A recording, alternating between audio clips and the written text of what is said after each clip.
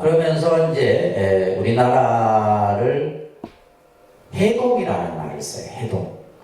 해동. 그래서 해동이라는 말은 바다 동쪽에 위치하고 있다. 그래서 이제 그러면 중국에서 봤을 때 우리나라는 동쪽에 위치하고 있다. 그래서 이제 해동이라는 말을 쓰는데, 그래서 해동 선법이 이제 처음 전래되는 이제 그런, 이거는 역사잖아요. 역사라고 하는 것은 뭐야? 사실적 기록이 있어야 돼요.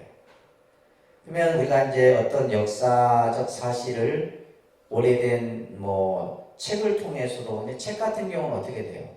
소실이 되고 없어지고, 그죠? 이런 경우들이 많죠. 그런데 유일하게 오랫동안 보존되고 전해지는 것이 뭐냐면 비예요. 비.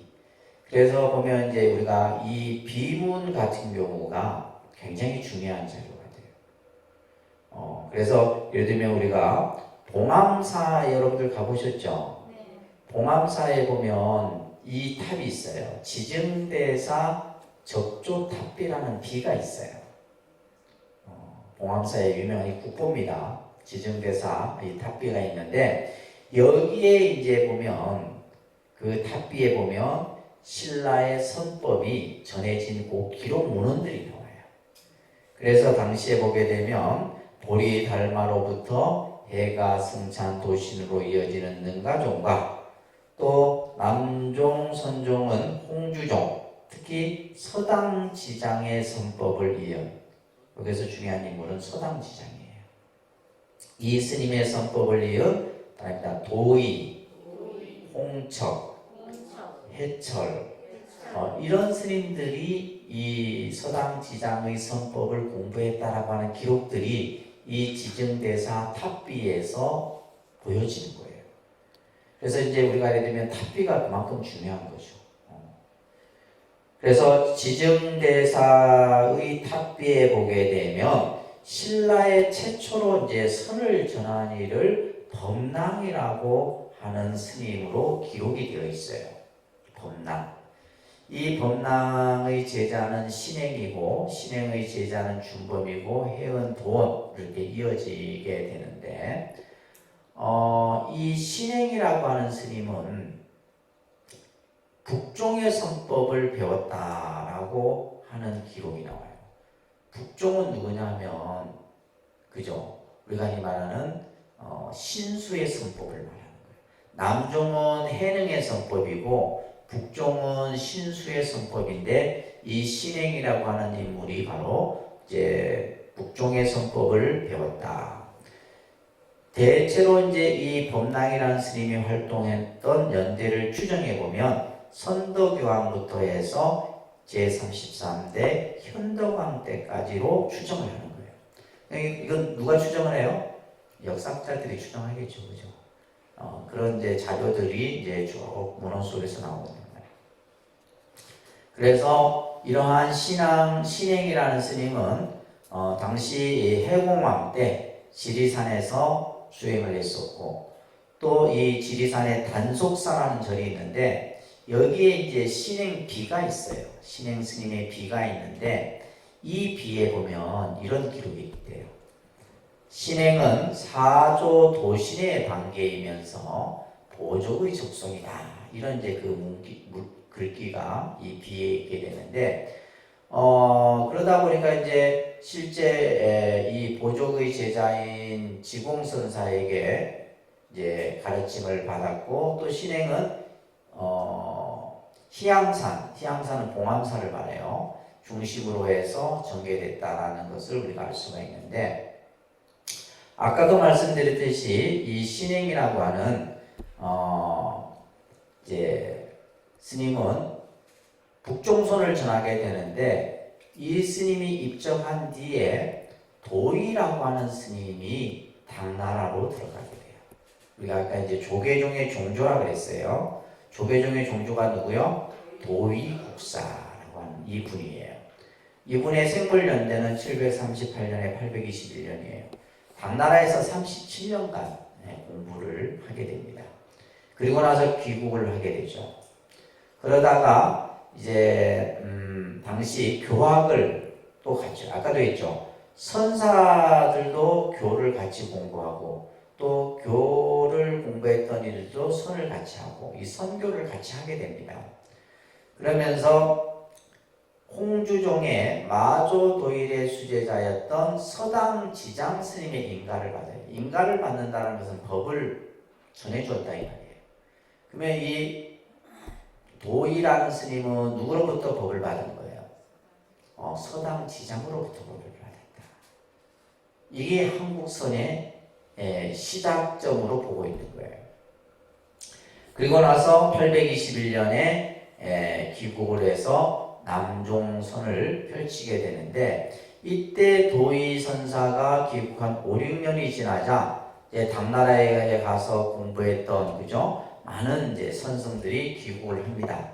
그래서 홍척, 해철, 해소, 현우, 도윤, 범일, 무역 이런 스님들이 전부 어느 종의 선법을 가지고 들어온다고 해요? 홍주종. 홍주종은 서당지장을 얘기하는 거예요. 서당지장의 그러한 선법을 받들어. 근데 서당지장의 선법은 누구의 선이에요? 육조해능의 선이에요. 육조해능의 선은 누구의 선이에요? 달마의 선이에요. 이렇게 이어지는 겁니다. 역추적으로. 그렇게 해서 이제 이 신라 하대부터 해서 이제 이 선법이 전해지게 되는데 그것을 우리가 이제 신라의 구산선문이다라고 합니다. 따라서 구산선문, 구산선문이 전해지게 되는데, 자 신라서는 선덕왕에서 경순왕까지를 가리켜요. 그러면서 당시 신라 하대가 되면 왕실과 진골 출신의 어떤 세력들에게 보호가 되어 있던 교종이 점점 쇠퇴를 하게 되고 이제 선종이 다시 일어나게 돼요. 그러니까 교종이 쇠퇴하면서 선종이 일어나는 것은 결국 뭐냐면 교종은 아까 뭐라 그랬어요? 너무 정치적이고 세속적이고 그죠? 학문 중심의 이런 어떤 색깔을 갖다 보니까 대중들로부터 마음을 얻지 못하는 거예요. 그러면서 당연히 이제 교종이 쇠퇴를 하겠죠, 그죠? 그러다가 다시 뭐가 일어나요? 선종이 일어나게 되는 거예요. 그러니까 선종이 일어나게 된 거는 이제 당시 당나라에 가서 공부했던 스님들이 이제 귀국을 하면서 들어오면서 이제 불교가 이제 선종의 이러한 모습들이 발전이 되게 되는데 그래서 약 신라의 구산선문이 형성되었던 이제 활발하게 이루어졌던 시기를 약 한 160년 정도를 보고 있는 거예요. 이 160년 동안에 이제 그러면서 거의 고려 초까지 이것이 이어집니다. 고려 초까지. 그러니까 통일신라를 거쳐서 고려 초까지 이루어지게 된다라는 것을 보시면서 자 먼저 이제 이 구산선문을 하나하나 조금 설명을 드릴게요. 첫 번째 이제 이 선문이 열어진 곳이 가지산문입니다. 따라합니다. 가지산문. 그래서 809년에 개창이 되게 돼요. 자 앞에 있는 요 장흥에 가면 보림사라고 하는 점 우리 갔었는데 그죠?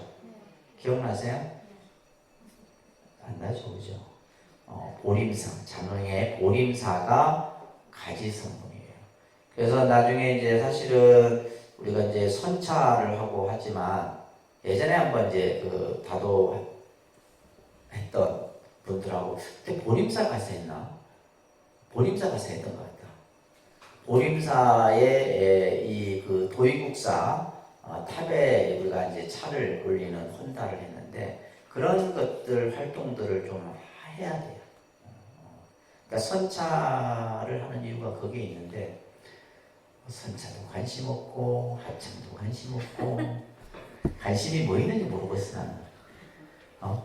자, 이 가지산문 바로 장흥 보림사라는 절이 바로 이제 처음 산문이 열려진 곳이에요. 그래서 이 도의국사가 821년 헌덕왕 3년에 이제 바로 남돈의 선법, 이 남돈의 선법을 뭐요? 해능의 선법이다라고 표시해주세요. 남돈의 선법을 누구의 선법? 해능, 육조 해능의 선법을 전하게 되는데, 자, 이 도이라는 스님을 잠시 보면 왕씨입니다. 속성은 왕씨고 출가한 후에 당나라에 들어가서 특히 오대산, 당나라 중국의 오대산에 들어가서 이제 구족계를 받고 당시 이제 남종선이 크게 일어난다는 소식을 듣고 보단사라는 곳을 가서 참배를 합니다. 자, 그때 이 보단사에서 기이한 일이 벌어지는 거예요. 도의가 육조 스님의 그 이제 영정이 모셔진 문 앞에 이르렀을 때 그 문이 저절로 다 열렸대요. 열렸고 도의가 삼배를 하고 나오자 문이 저절로 다 닫혔다는 기록이 나와요. 그러니까 예를 들면 육조 스님이 뭐예요? 도의 선사가 올 줄 알았다는 거지. 딱 문 앞에 쓰자 문이 저절로 열리고 참배를 하고 나오자 문이 저절로 다 닫혔다. 그러면서 이 도의는 서당지장 스님의 문화에 들어가서 가르침을 받아요. 그러면서 당시 서당의 제자였던 백장회 선사하고도 많은 이런 수행과 관련해서 또 이렇게 공부와 관련해서 대화를 나누게 됩니다. 그러다가 헌덕왕 10년 818년에 귀국을 해서 이제 설악산에 들어가서 처음 이제 선법을 펼치게 되는데 이때는 아직까지 우리나라의 신라의 이게 선법이 사람들이 선에 대해서 잘 모르고 있었단 말이에요.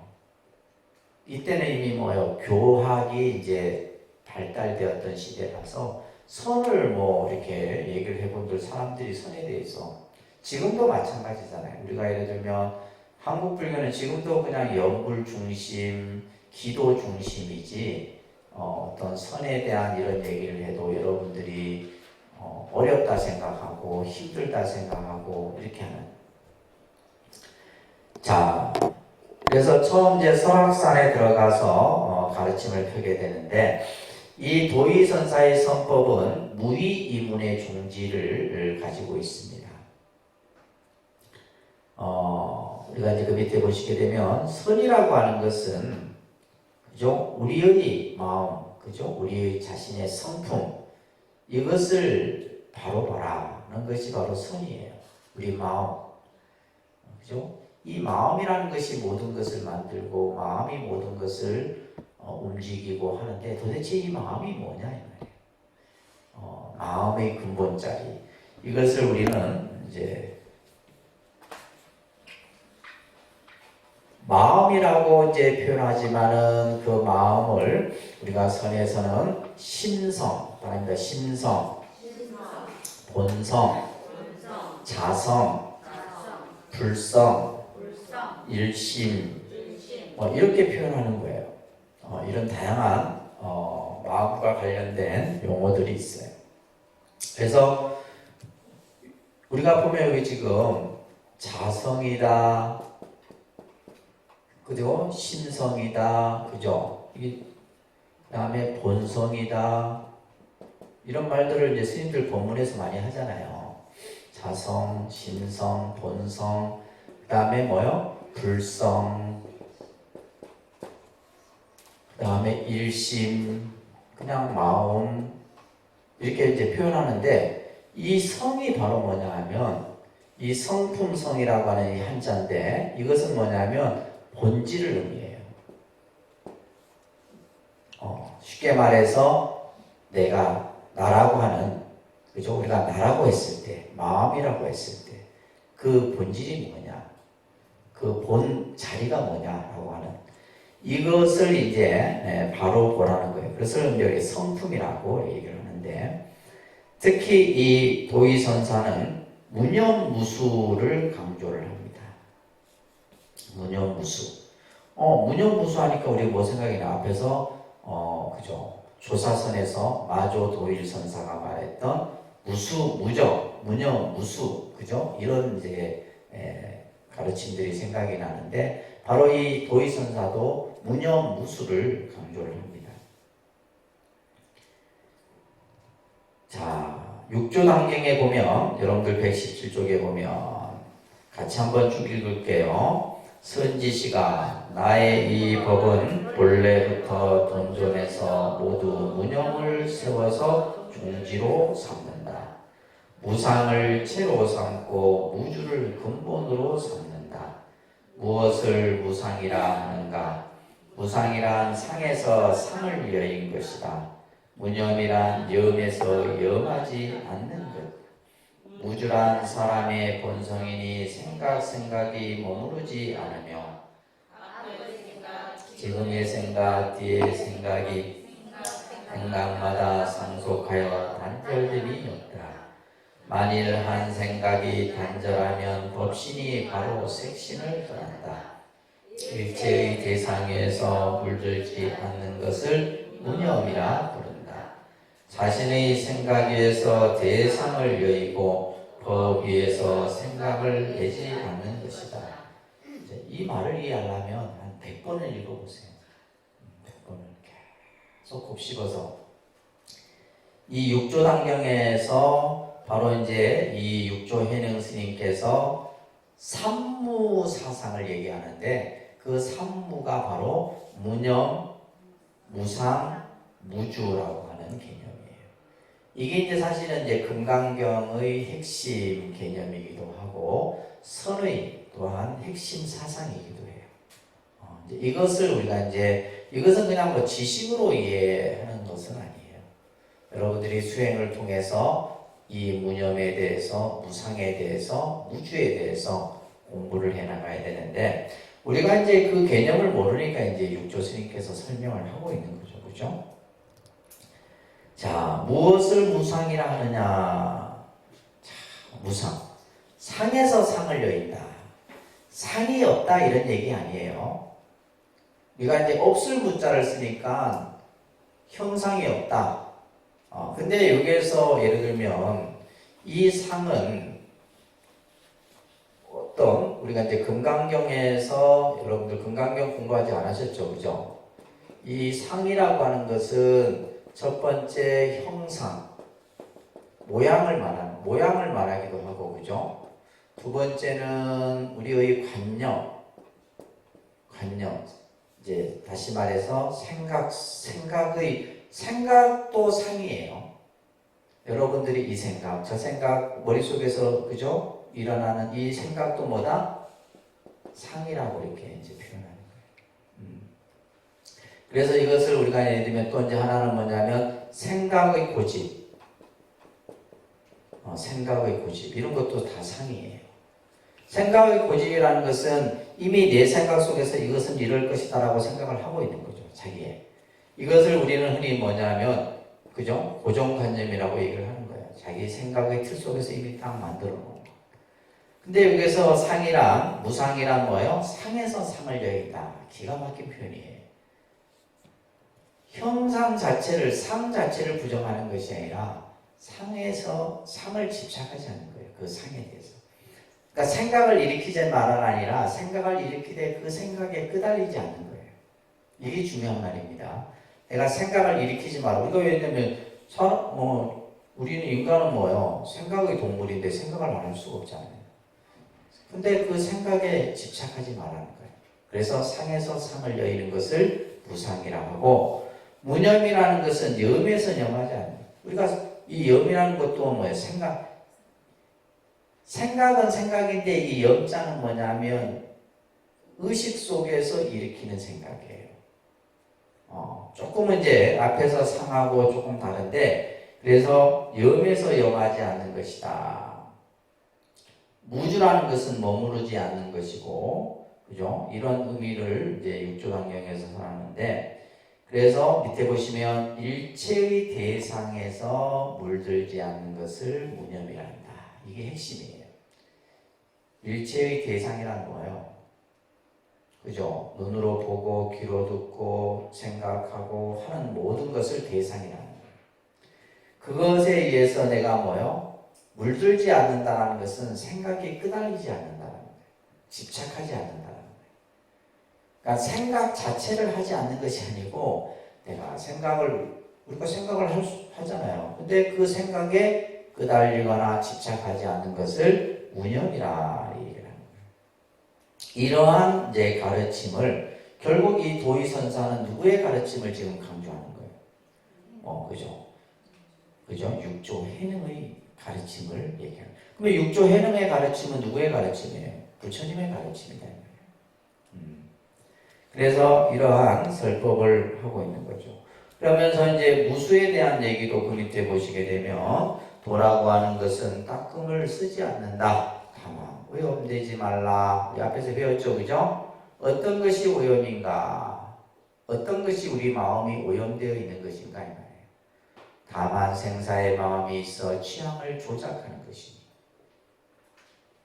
우리 마음은 생멸의 현상이 있어요. 생멸이라는 것은 뭐냐면 마음을 일어났다 마음이 없어지고 또 다른 마음이 일어나고. 그래서 예를 들면 제가 말씀드렸잖아요. 우리가 일으키는 한 생각 속에 900생멸이 있다. 900번 생각이 일어났다. 근데 순간인데 이거는 우리가 인지하지 못하는 거죠. 한 생각 속에 900생멸이 있는데 그러한 생각들이 전부 나를 오염시키는 거예요. 그래서 도를 바로 깨닫고 싶으면 평상심이 도다. 뭐가 도라고요? 평상심이 도다. 그래서 우리가 이제 어떻게 보면 내가 일상생활 속에서 평상심을 갖는 것. 이게 이제 우리가 선을 수행하는 것이고 선을 닦는 것이고 또 이 평상심의 마음을 가지는 것이 여러분들이 삶을 좀 더 편하게 사는 마음이에요. 그 평상심이라는 것은 뭐냐면 바랍니다. 조작이 없고 시비가 없으며 취사가 없고 단상이 없으며 범성이 없는 것을 말한다. 그래서 평상심이라는 것은 조작이 없어요. 조작은 뭐예요? 생각을 일으켜 짓는 거예요. 이것은 이렇고 저것은 저렇고. 시비는 뭐예요? 옳다 그러다. 취사는 뭐예요? 좋은 것은 취하고 나쁜 것은 버리고 영원하고 영원하지 않고 또 예를 들면 범부다 성인이다 이런 어떤 차별을 일으키는 마음. 이 마음이 전부 우리를 뭐하게 만드는 거다? 오염시키는 근원이다. 여러분들이 마음이 힘든 것은 전부 이 마음을 일으키기 때문이에요. 이 마음을 일으키지 않는 것, 그죠? 이게 바로 평상심이다. 그러니까 굳이 따끔이라는 걸 가지고 우리가 닦으면서 예를 들면 조작하고 시비하고 분별하고 해본들 아무 소용이 없는 거예요. 그래서 무수라는 가르침을 말해요. 도라고 하는 것은 닦을 필요가 없다 이 말이에요. 우리 마음이 오염되지 않으면 돼. 근데 우리는 이미 뭐가 돼 있어요? 오염이 돼 있잖아요. 오염이 돼 있으니까 닦음이라는 것이 필요로 한 거예요, 사실은. 그래서 마저 도일선사도 법을 구하는 사람은 마땅히 구하는 것이 없어야 된다. 마음에는 달리 부처가 없다. 마음이 곧 부처다 이런 말이에요. 여기서 이 마음은 뭐예요? 평상심의 마음을 말하는 거예요. 그래서 우리는 뭐예요? 평상심을 갖는 것이 이것이 이제 우리가 공부를 하는 마음인 거예요. 늘 평상심을 갖자. 아시겠습니까? 네. 조작하고 시비하지 말라 이 말이에요. 네. 그렇기 때문에 선도 취하지 않고 악도 버리지 않는다. 선악과 선악을 우리는 예를 들면 선을 행하고 악을 버려라 하는데 그게 아니에요. 선에서는. 선도 취하지 말고 악도 버리지 않는다 이렇게 얘기를 합니다. 그래서 이러한 이제 도의국사는 마조의 사상과 육조 해능의 수행법을 통해서 이제 선법을 펼치게 되는데, 그래서 여러분들 178쪽에 보시게 되면 조계종의 이 종조에 대한 설명을 하면서 앞에 제가 서두에서 말씀드렸듯이 조계라는 명칭은 해능을 지칭함과 동시에 종명을 나타내는 것이다. 이거 꼭 기억하세요. 내가 조계종에 다니면서 조계종이 뭔지 정체성도 모르고 다니면 되겠지 안 되는 거예요. 조계종이라는 종단이 어떠한 색깔을 가지고 있는, 그죠? 한국의 불교의 가장 대표적인 종단이잖아요. 그러면 내가 조계종의 신도면 조계종의 정체성을 바로 알아야 돼요. 그래서 이 육조해능 스님이 조계라고 하는 지역에서 오랫동안 수행을 한 거예요. 우리가 이제 지금 현재 현존하는 자료 중에 조계종이라는 명칭이 보이는 것은 1172년에 대감국사 탄현의 비명에서 이 조계라는 명칭이 보여요. 따라합니다. 고려국, 조계종, 굴사나, 단속사, 대감국사.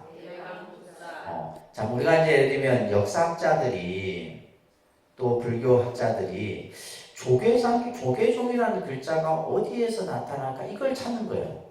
이 세 글자를 찾는데 이 세 글자가 어디에 있었냐면 지리산에 가면 단속사라는 절이 있어요. 지리산에 있는 절입니다. 이 단속사의 탄현 스님의 비문에 봤더니 요 명칭이 딱 보이는 거예요. 조계종의 세 글자가. 그래서 이 조계종이라는 글자의 명칭이 바로 이 비문에서 보였다. 그래서 이제 이 도의국사가 바로 이제 이 가지산 보림사를 중심으로 해서 예를 들면 이제 보시게 되면 우리 이제 118페이지 위에 보시게 되면 육조 해능 스님께서 오랫동안 머물렀던 절이 보림사라는 절이에요.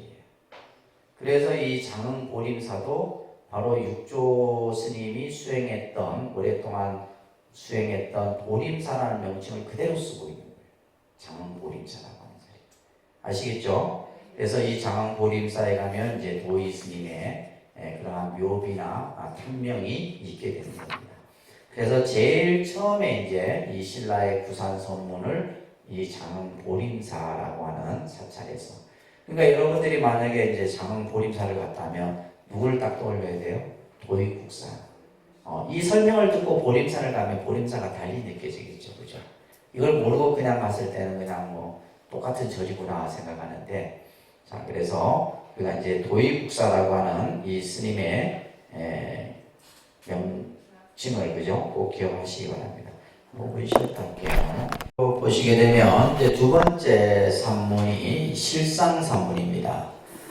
실상산문은 이제 홍척이라고 하는 스님이 흥덕강 826년에 이제 이 산문을 이렇게 열었죠. 그래서 이 실상산문은 여러분들 남원에 가면 실상사라는 절이 있죠, 그죠? 이 지금 절 배경이 나오는데 이 남원 실상사가 바로 이제 실상산문의 이제 근원지입니다. 이 홍척이라는 스님도 누구에게 법을 받아요? 서당지장으로부터 법을 받아요. 아까 이제 도의선사도 마찬가지고 홍촉도 마찬가지입니다. 그래서 경주로 돌아가지 않고 지리산으로 들어가서 이 실상산문을 창건을 하게 됩니다. 그 다음에 이제 독리산문이 있는데 이거는 이제 해철이라고 하는 스님이 해철. 곡성에 가면 태안사라는 절이 있어요. 여기 사진 보시면 일주문이 있는데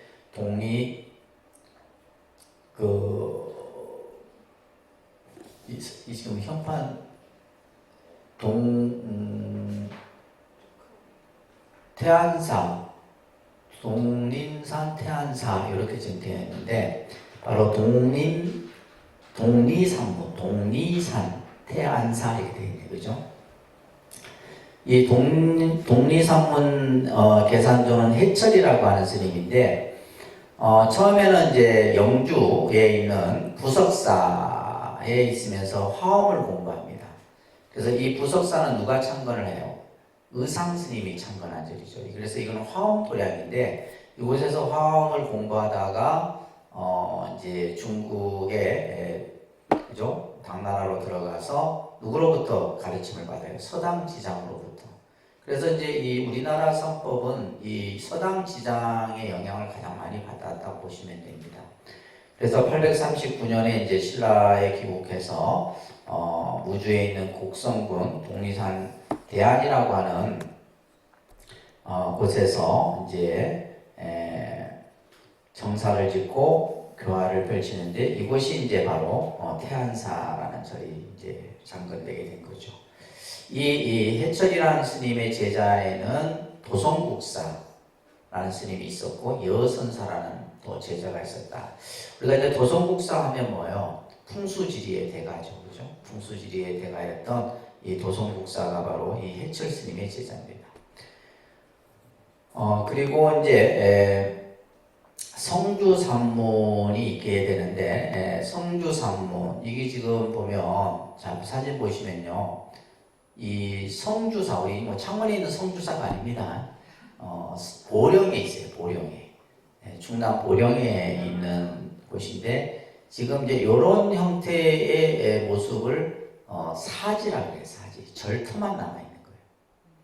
절은 이제 이미 오래전에 이제 폐허가 돼서 없어지고, 그래서 이 성주산문에 이제 성주사지만 남아 있는데, 이 성주산문은 무영국사가 이제 개창을 하게 되는데, 이 무영국사는 마조의 제자인 마곡 보철의 법을 받습니다.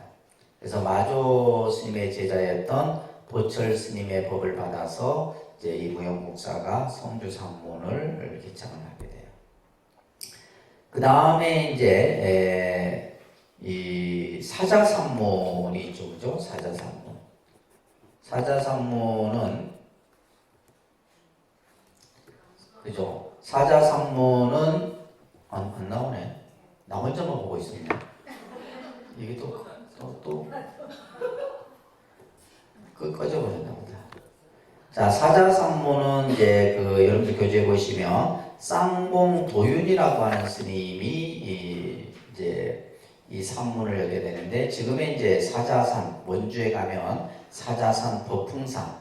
그러니까 이 법풍산은 보궁 중에 하나이기도 하죠, 그죠? 그래서 이곳이 이제 바로 사자산문을 연 곳이고, 그 다음에 복림산문이라고 하는 곳이 있는데, 이 복림산문이 이제 창원에 있는 곳입니다. 그래서 이제 이 복림산문도 사지만 있어요. 사지만 있어요. 그래서 그 사지 밑에 절을 지었는데 이제 복림사라는 절을 지었고, 처음에는 이제 이 사찰 이름 때문에 조금 문제가 됐었죠. 왜냐하면 이제 사람들이 오해할 수가 있잖아요. 이 복림산문에 관련된 이제 복림사라고 생각할 수 있는데 그건 좀 다릅니다.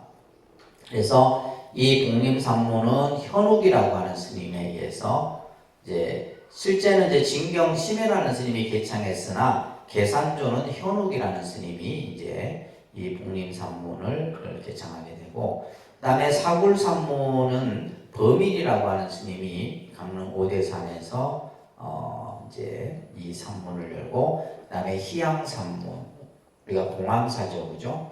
이 희양산문을 봉암사 지선 스님이라는 스님에 의해서 이 산문이 열어지게 되고, 그다음에 수미산문이라고 하는 산문이 있는데, 이 수미산문은 이제 이엄이라는 스님이 이제 웅거동에게 법을 받아서 이 수미산문을 열게 됩니다.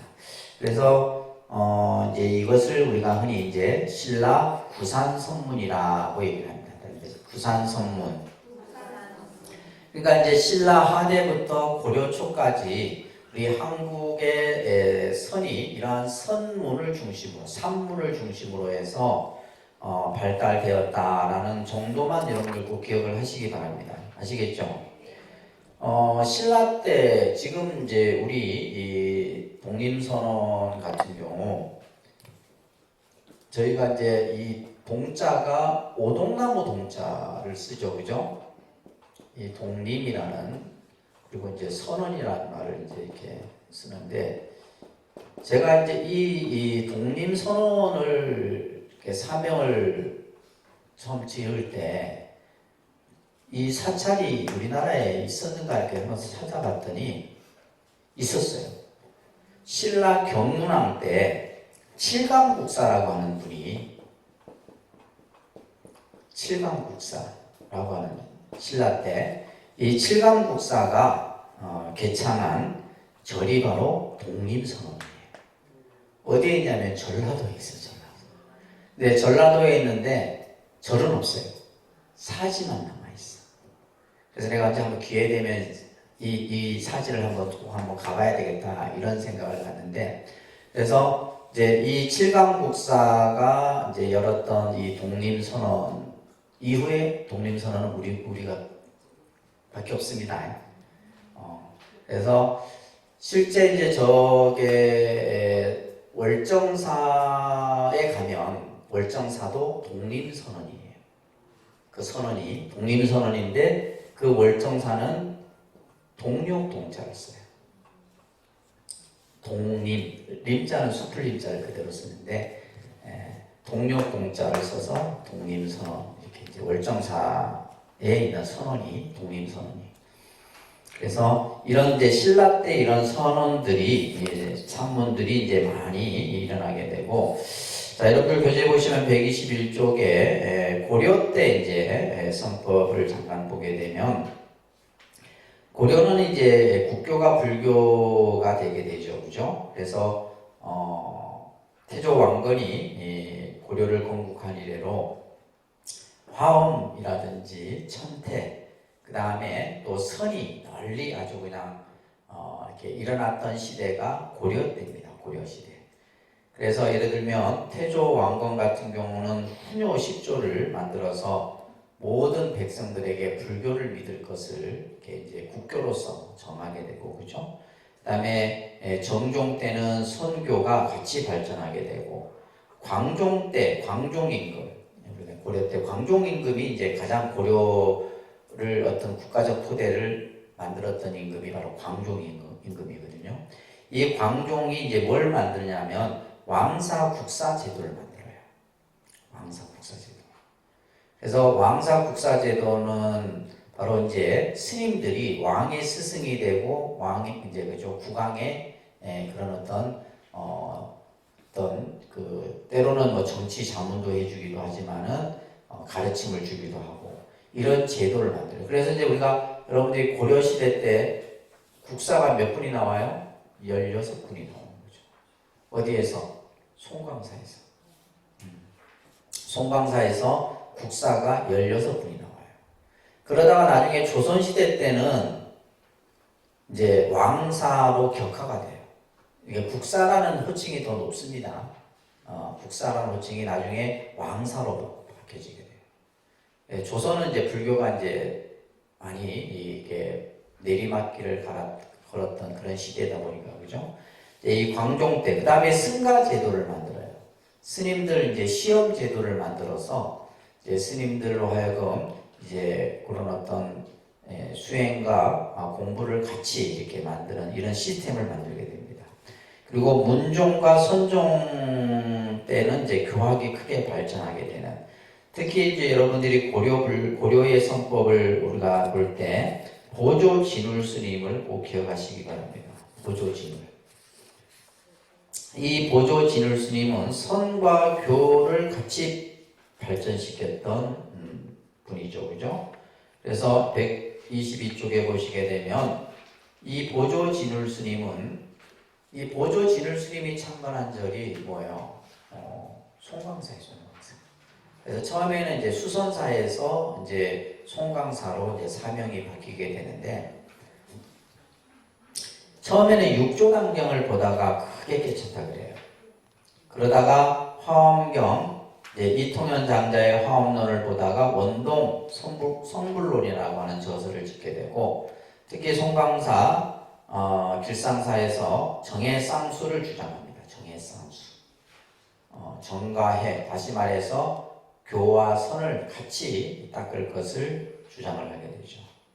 그러면서 이제 이 보조진울은 정예결사운동을 일으키기도 하고, 그래서 이제 수심결이라든지 직심직설 이런 저서들은 굉장히 이제 훌륭한 그런 어떤 불교의 가르침들이 담겨 있는 저서들입니다.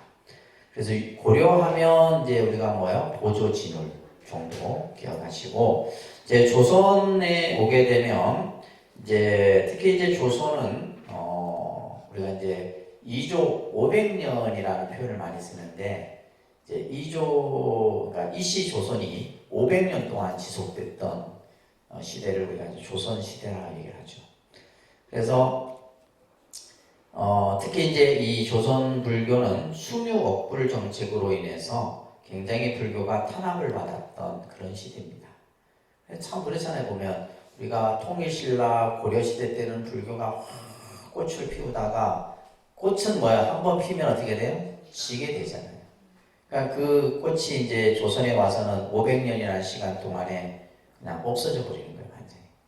그렇지만은 그런 와중에서도 이제 이 선의 어떤 수행이나 이런 선승들이 그래도 이제 등장을 하게 되는데, 자 보시면 세종 때, 우리는 세종 때 당시 이제 불교의 종파가 7개의 종파가 있었는데 이것을 선교 양종으로 축소를 시킵니다. 그러니까 그만큼 불교의 세력이 그죠? 축소됐다는 걸 알 수가 있죠. 그러다가 이제 세조 임금은 우리가 보통 이제 조선 시대의 이제 왕조들 중에 그래도 불교를 그나마 좀 이렇게 가까이 했던 임금이 세조 요 정도예요. 근데 뭐 태조 이성계 같은 경우에 이제 뭐 무학대사라든지 그죠? 이런 스님들하고 교류가 많았지만은 그 이후에 이제 환체 유생들의 특세에 의해 갖고 불교가 점점 자리를 잃게 됩니다. 특히 세조 임금은 불전을 간행하고 원각사를 창건하기도 하죠. 그때에 이제 벽송지엄이라는 스님이 성교를 서로 같이 닦을 것을 주장을 합니다. 특히 이제 진정천책이라고 하는 스님 같은 경우는 선문보장록이라고 하는, 저희 이제 대학원 과정 때 이 책을 공부했던 기억이 나는데, 이 선문보장록을 저서를 짓게 되는데 여기에서 이제 조사선 수행에 대한 이러한 가르침들이 담겨 있습니다. 그래도 우리가 이제 조선하면 누구를 떠올려요? 그죠? 서산 사명을 떠올립니다. 그 중에서도 이제 사명의 스승이었던 서산 스님. 이 서산 스님에 의해서 조선 선법은 아주 그죠? 꺼져가는 그 이제 정말 불빛을 되살리는 인물이 바로 서산 스님이에요. 그리고 이제 아까 얘기했듯이 고려는 보조 스님에 의해서 당시 이제 고려 불교가 내리막길을 걸을 때 이 보조 스님에 의해서 그나마 불교의 맥이 끊어지지 않게 되는데, 이 서산 스님은 여러 저서들을 짓습니다. 선교걸, 선교석 비롯해서 우리가 이제 이 선가기관 같은 경우는 저희가 이제 우리 불교대학에서 이제 간혹 공부를 하기도 합니다. 이 선가기관이 꼭 여러분들이 한번 봐야 될 그런 저서예요. 그래서 선과 교에 대해서 핵심을 아주 드러내고 있는 그러한 저서인데, 이 선가기감 이런 것들을 저술을 하게 되죠. 이러한 서산의 선법은 사명과 평안, 응기 선사에게 계승이 되고 조선 후기 때는 백파긍선이라고 하는 스님에게까지 이어지게 됩니다. 이 백파긍선 같은 경우는 선문수경 같은 경우, 이 선문수경도 이제 저희 대학원 과정에서 공부를 하기도 합니다. 그래서 선문수경을 비롯해서 여러 저서들을 짓게 돼요. 이러한 선법이 이제 누구에게 이어져요? 조선 후기에 그래 이제 일제강점기를 거쳐서 경허, 망공 이런 스님들. 그 다음에 이어지는 것이 누구예요? 성철 스님, 경봉 스님 이런 스님들에 의해서 이어지고. 이제 그 선법이 지금의 이제 우리 이제 진제 스님이라든지 지금 근대 그러한 고승들에게까지 이제 선법이 이렇게 이어져서 지금의 이제 조계종이라고 하는 이 조계종이 바로 이러한 어떤 선을 중심으로 한 선사상을 근본으로 하는 그러한 종단이 되게 된 거예요. 그래서 지금 이제 우리 조계종 같은 경우는 그래도 이제 선을 하는 스님들을 가장 우대해 줍니다. 그런 풍조가 아직까지 남아 있어요.